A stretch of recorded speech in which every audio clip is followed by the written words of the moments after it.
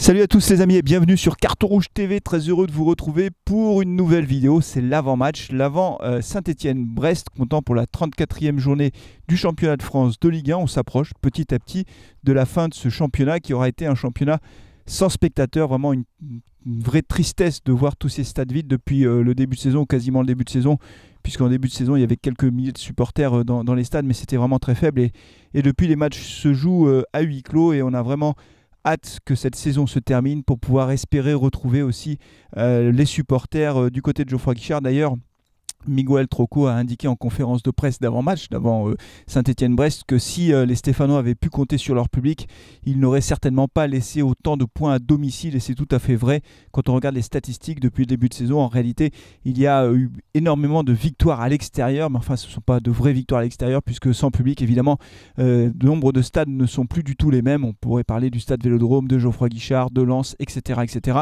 Et c'est vrai que Saint-Étienne a été particulièrement pénalisé parce qu'on le sait, les supporters représente un véritable 12e homme au stade Geoffroy Guichard, 12e homme capable de transcender les joueurs sur le terrain et d'aller arracher une victoire dans les dernières minutes ou un match nul.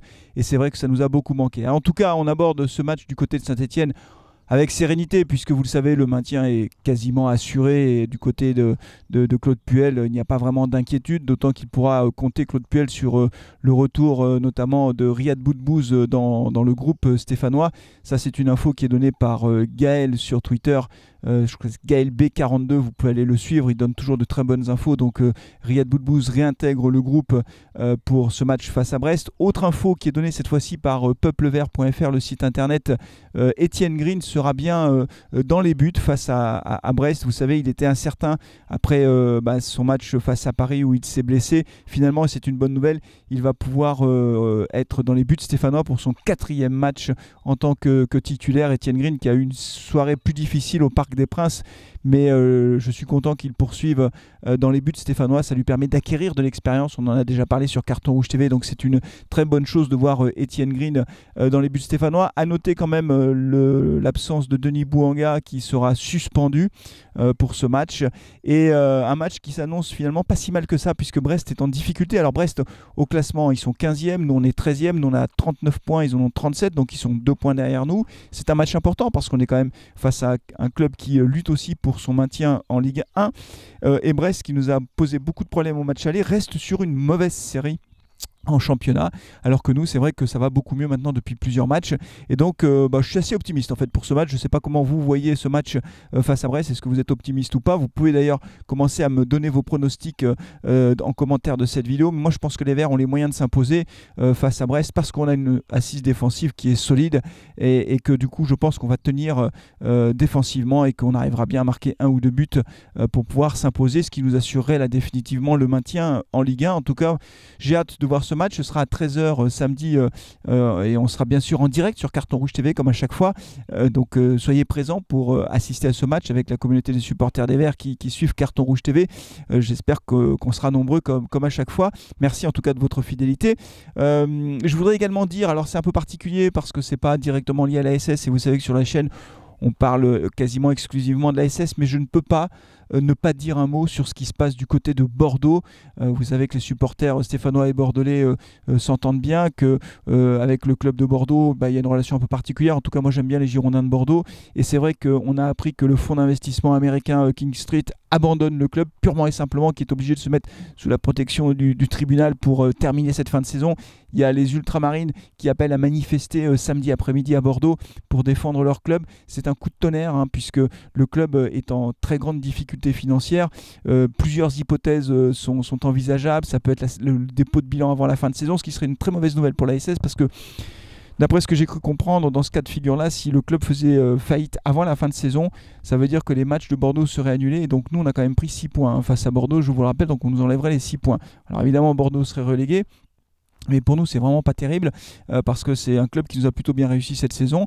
Voilà, il peut également tenir jusqu'à la fin de saison et puis déposer le bilan après, ou alors, enfin bon, il y a plusieurs hypothèses possibles. En tout cas, c'est une très mauvaise nouvelle pour les supporters bordelais, pour ce club qui est un club emblématique de la Ligue 1. On se souvient quand même des épopées européennes avec Zidane notamment, mais pas seulement, de ce club de Bordeaux. Et moi je souhaite que Bordeaux évidemment trouve vite un repreneur digne de ce nom, capable de garantir son avenir. Mais vous voyez, au-delà de Bordeaux et de ce que ça engendre comme tristesse pour les supporters, pour l'ensemble de la communauté footballistique, ça doit nous interpeller, nous supporters stéphanois, sur la vente de la SS. Je vous rappelle qu'on l'a abordé plusieurs fois dans Carton Rouge TV, je l'ai dit, mais je ne suis pas le seul à l'avoir dit. On dit, ah oui, mais les dirigeants, faut qu'ils vendent, faut qu'ils partent. Ok, très bien, faut qu'ils partent. D'accord, ok. Mais si c'est pour vendre à l'équivalent de Street King ou King Street, fonds de pension américain qui abandonne le club peu de temps après, c'est pas la peine. Ouais, je vous le dis, c'est pas la peine. Donc ça doit vraiment nous interroger sur ce qu'on souhaite pour l'avenir du club. Évidemment, le scénario idéal, c'est un repreneur pérenne, qui n'est pas là pour faire un coût financier, mais un vrai repreneur qui aime le foot et qui soit capable d'investir pour permettre à l'AS Saint-Etienne de retrouver régulièrement la Coupe d'Europe, voire la Ligue des Champions. Mais retrouver un repreneur comme ça dans la crise que traverse actuellement le football français et le football en général, honnêtement, ça me paraît très compliqué. Voilà.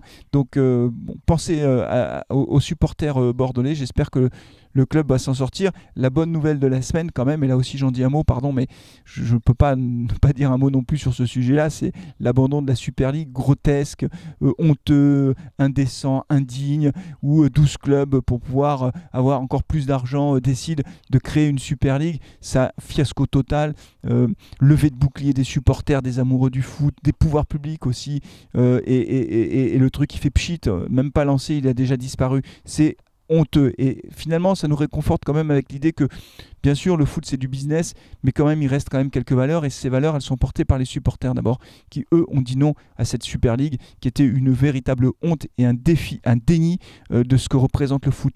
Le foot, il est populaire et il est universel. Voilà, on joue au foot dans le monde entier avec les mêmes règles, et c'est un sport universel qui porte des valeurs exceptionnel. Voilà, et c'est aussi pour ça que j'aime le foot, c'est parce que c'est un sport unique. Voilà, et heureusement cette Super League ne verra jamais le jour.